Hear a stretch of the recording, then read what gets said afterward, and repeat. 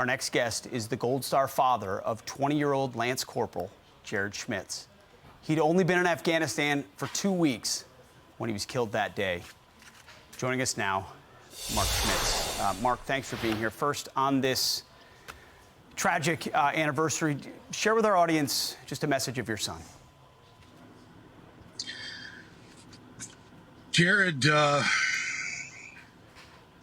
would have done this all over again if he had to. He was the type, the true brotherhood spirit was in him, and he would never want this to happen to someone else. One of the top commanders came up to me after over in Dover and asked me if Jared would want to be anywhere else if he had any inclination that was about to happen. And my response was no, he wouldn't. And he said, well, there you go.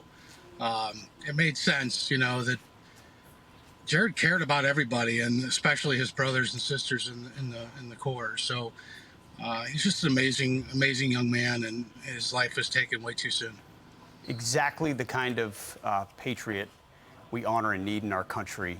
You heard Joe Biden in the intro back in 2011 call the mission a success. More recently, Lloyd Austin has said he has no regrets about what happened. What are your message to those who are trying to paper over this 2 years later and pretend like it wasn't exactly what we know it was? Their message is despicable. I mean, there is more and more evidence to the contrary that the mistakes that they made are definitely coming to light. Certainly when Biden had no trust in his military and intelligence community that was giving him information about not leaving Bagram, and here's the reasons why. He chose to ignore that, and it came back and bit him in the rear end, and unfortunately cost our 13 families their kids. I think their legacy is certainly going to be tarnished by this massive blunder, and the fact that they keep doubling down on it is only making it worse for them. They should have just come clean and admitted their mistakes, and we could have all moved on. Absolutely. Mark, you're going to be at a roundtable on the 29th. We had Colonel Mike Waltz on the program. He'll be a part of it as well. You say you're not going to hold back. What's your message? What is your message? Well, I'm going to speak directly to Biden and the other leaders that I feel are on our hit list. And hit list, I mean removed from their positions. They don't deserve to be there. You don't make these kind of mistakes and still have your job at the end of the day. These guys should have resigned. I'm honestly rather disturbed that the generals didn't slap their stars on the table and resign before this even happened. That's what should have happened, and it didn't. And now they're going to pay the consequences for it as well. So we're not going to stop fighting until we get the accountability that we deserve. And the rest of the veterans that served in this 20-year war, I feel, deserve as well. I mean, everyone there did such a wonderful job, but their leadership failed them. You're right. I mean, it's still staggering to this day to think that the only person held accountable was a Marine Colonel, Stu Scheller, who spoke the truth. No one involved in that devastation of that mission at all has either resigned or been held accountable. And you still don't have answers on a lot of things, too.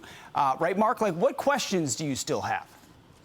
Well, for one, it's been 2 years to the day and literally almost to the minute when I lost my son, and I still don't know how he fell. I know that it was obviously the suicide bomb, but did my son suffer? Did he bleed out like some of the others did and were talking and handing out ammunition? You know, our families are being told one thing, and the Marines that were on the ground right there in the mix of it all are telling a completely different story. You know, I don't know anything about Why wouldn't they just level with you, Mark? Why won't they communicate and just be straightforward? It's your son. He's a hero. Why not just be honest? I don't get it. I don't either. I think that it's coming from the top. They don't want to talk about Afghanistan. They don't want to even deal with it whatsoever. And they just keep thinking it's going to go away. Well, I'm sorry. That's not going to happen. That's right. And you've started an organization called the Freedom 13. Folks can look it up. Real quick, what does the Freedom 13 do?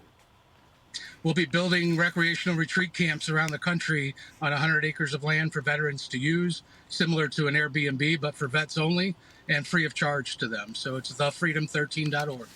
The legacy of your son, Lance Corporal Jared Schmitz, carried forward by his father. God bless you, sir. Thank you. Thank you, sir.